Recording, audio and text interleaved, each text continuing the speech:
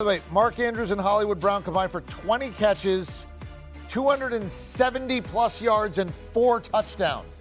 Lamar Jackson, 504 yards of total offense with 4 touchdowns, almost all of it after halftime and in overtime. Indy, this was a tough one. They had the lead. They played well all night. Carson Wentz, you see the numbers, 72% completion percentage, 400 yards passing, 2 touchdowns, loss. Yikes. This is going to be one that hurts for the Colts, but the Ravens, they found a way against Detroit. And now they find a way against Indy, and they move to 4-1. All right, let's get everybody in. Brian McFadden, 2-time Super Bowl champion, joining Jonathan Jones, CBS Sports senior NFL insider. I'm Eric Casillas. JJ, I'll start with you. Baltimore, Lamar Jackson, he was incredible. He was great after halftime. He had 500 yards total offense.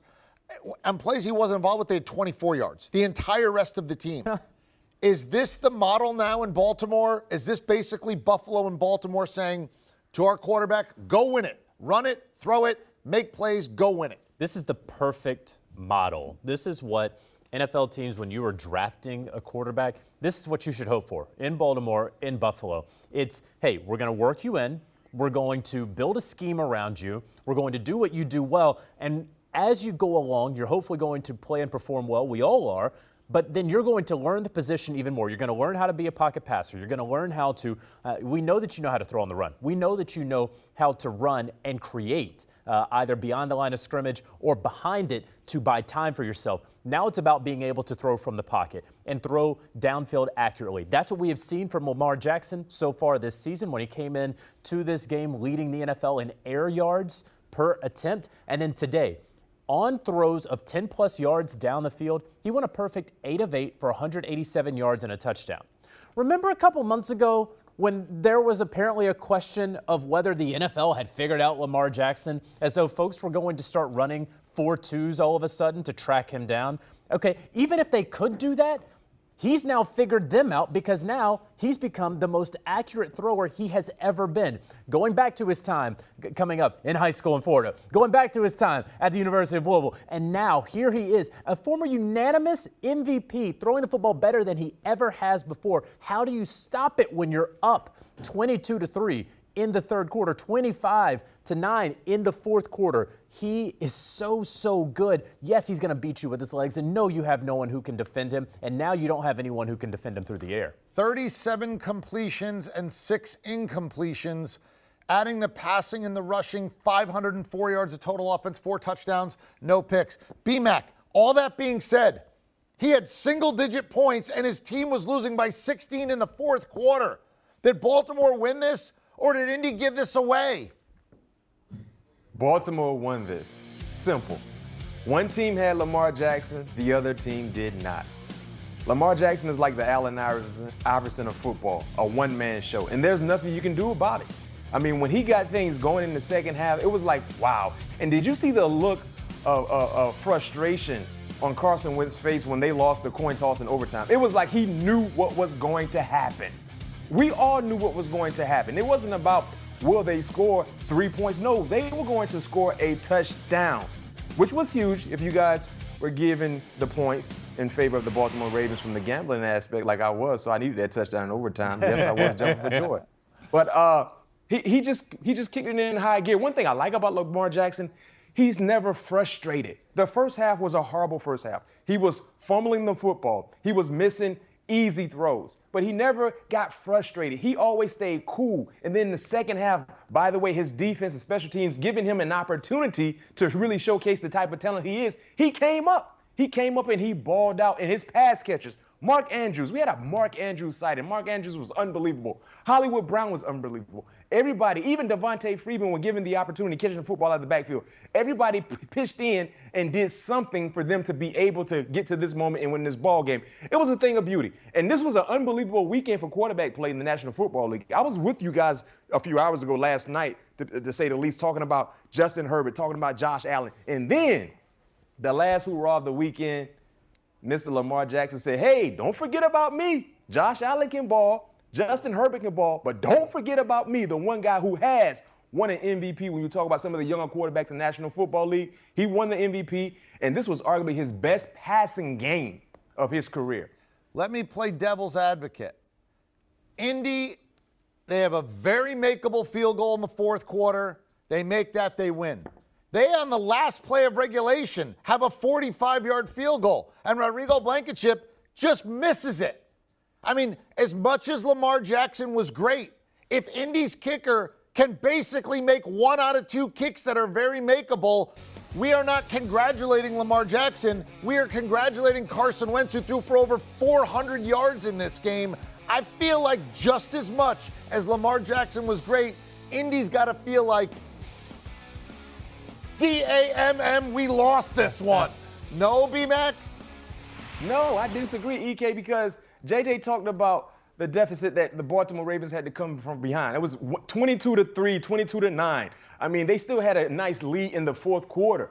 Indy had opportunities to seal the deal, but Baltimore fought their way back into this ball game.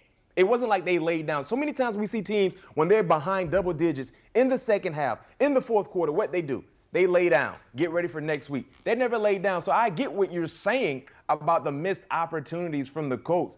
But don't get twisted. The Ravens fought their way back in the ball game, and they were able to do so, and the best team won. Dick LeBeau used to tell us all the time, when we used to be in the flow of a ball game, remember, men, remember, guys, a bad team will find a way to how to lose a ball game. Remember that on the sideline. And then we think about, yeah, you're right. They're a bad team. They'll give us an opportunity. Just stay the course. Stay the course. And when they do, jump on it. That's what the Ravens did today. That's why they have a above 500 record, and that's why the Colts only have 1 win. That's exactly right. And that's exactly what I would agree with, B-Mac. And this is sort of who the Indianapolis Colts are. They were a team that they were buoyed last year by veteran, smart quarterback play. They had some attrition. I didn't think that they were as aggressive as they needed to be in free agency. They're not getting the sort of play from the defensive backfield that they need to. They're relying solely on their pass rush up front and not really blitzing that much. And so it's all a matter of if they're able to get home. And then it's Carson Wentz, who you have to worry about if he has it physically. You have to worry about if he's going to mentally be in the right spot. Tonight, it appeared that he was mentally and physically in the right spot, and the kicking game let them down. And Rodrigo Blankenship is not one of the better kickers in the NFL. He's not a top half kicker in the NFL. There's not 32 good kickers in the NFL, and if you didn't know that before this week, you surely do now after going into this game.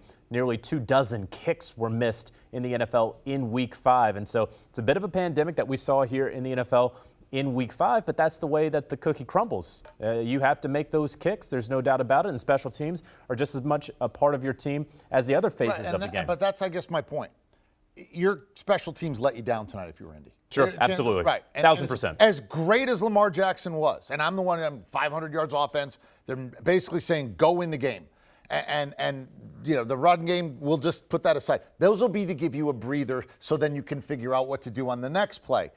But all that being said, this game really did come down to one kick at the gun where, or one of two, where the Colts kicker let them down, no? Yeah, I mean, the defense did its part for what you would think would be long enough. You look at what the Baltimore Ravens did starting out in the game. It was punt, punt, punt, punt, field goal, and then they forced a fumble. So that's how they started the game against the Baltimore Ravens. And normally, that's going to win you football games. Of course, we know it's a game of 4 quarters, and in this case, that 5th period there with overtime, they had to finish out, and it takes a collective effort. We talk about complementary football all the time. You hear it from coaches, and you might roll your eyes, but this is a perfect example of not playing complementary football, where the defense holds, and it wasn't a bend, don't break. They held for a good portion of 3 quarters, and then finally, the levee broke there in the 4th quarter. But then you look at the special teams, they were subpar and below average. And then you look at the offense, and Carson Wentz did his job. But when you can't get it done on defense for one key quarter, a quarter that Lamar Jackson has been thriving in this season, go back to that Kansas City game from a couple of weeks ago. Go back to how they were able to stay in it against Detroit and win that ball game there on that 4th and long. This is where Lamar Jackson is absolutely thriving. And you know, B-Mac, you had mentioned it earlier. We're talking about all the young quarterbacks. We're talking about Justin Herbert. And we're talking about, you know, Patrick Mahomes, of course, and we're talking about Josh Allen. And we always kind of throw around top 5 quarterback in the NFL. But we really need to start paying attention to what young Mr. Lamar Jackson's doing up in Baltimore. I'll point out tonight the quarterbacks. I just did the math. Carson Wentz and Lamar Jackson combined for 911 yards of total offense, 6 touchdowns, and no interceptions. Is that it? 911 yards of total offense with no interceptions between the two of them. I didn't see a fumble off the top of my head, so that would be no turnovers. When was the last time you saw 900 yards just from 2 guys with no turnovers and 6 touchdowns? You just saw it. And the guy who was even better tonight was the guy who won it, Lamar Jackson. Okay, we have Geico's one of our great sponsors, right? And one of the things you guys do when we have our Geico segments is the Geico 15, where you got to give me a bold statement. I'm going to give you a bold statement, and I want to know if you're coming with me, B-Mac. The most similar quarterback right now in the league to Lamar Jackson is Josh Allen. They don't look alike. They don't necessarily, they're not as fast or as strong as each one is, but they are asked to do everything for their team, run it, throw it, find a way. Everything else, it's all through you. And if we win, it's because of you. And if we don't, it's not because of you. Nobody else is put there. They're the most 2 similar guys. Are you coming with me? I am. I'm coming with you, and here's why. They have the talent to be able to do that week in and week out. I'm not saying the other quarterbacks are not super talented, but Josh Allen can be effective running the football just like Lamar Jackson. It's a different style, right? They get to the finish point the same way, but one guy might get there faster. The other guy will take all the scenic routes just to be able to get to where he's going, and that's what you want. But then when it comes to throwing the football, Lamar Jackson was able to showcase something tonight that many people did not believe he could do. Win a game throwing the football. We're not worrying about running the football. We're going to win this ball game on Lamar Jackson's arm. We've seen Josh Allen do it before, right? We've seen the great ones in Aaron Rodgers do it. We've seen Tom Brady do it. Pat Mahomes, we've seen it. Even early in his career, we've seen Justin Herbert do it. Lamar Jackson showed and proved that I can win a ball game. We know what he can do running the football. I mean, we know that. He's like a track runner playing the quarterback position. But this was the one concern, the one issue. Can Lamar win a ball game when the running game is not working? Guess what? And not only that, but he is the running game. And he was flawless. It wasn't like he beat you with his arm down the field, which is what you're both saying is true. But he had no incompletions. He was flawless. It was incredible what he did after the first quarter. 28-31 at one point in time from halftime on with 331 yards and just touchdowns. Are you willing to say that the most similar quarterback to Lamar Jackson right now is Josh Allen? I don't think there's no doubt in my mind. The way that they can extend plays, the way that they can throw off schedule, the way that they can move horizontally behind the line of scrimmage to extend those plays, to buy a little bit more time, to keep their eyes down the field, hoping to throw rather than looking to run immediately. You go back 3 years, that wasn't necessarily the case for either one of these guys. And now what we are seeing is they want to throw the football. They are elite throwers of the football, and they are showing that off. They are throwing the football very well and very accurately down the field. The only difference, the biggest difference for me between Josh Allen and Lamar Jackson are their paychecks. And I just want Lamar Jackson to march into Eric DeCosta's office, the general manager of the Baltimore Ravens, and say, hey, I have Josh Allen's contract right here. Why don't we just add $1 or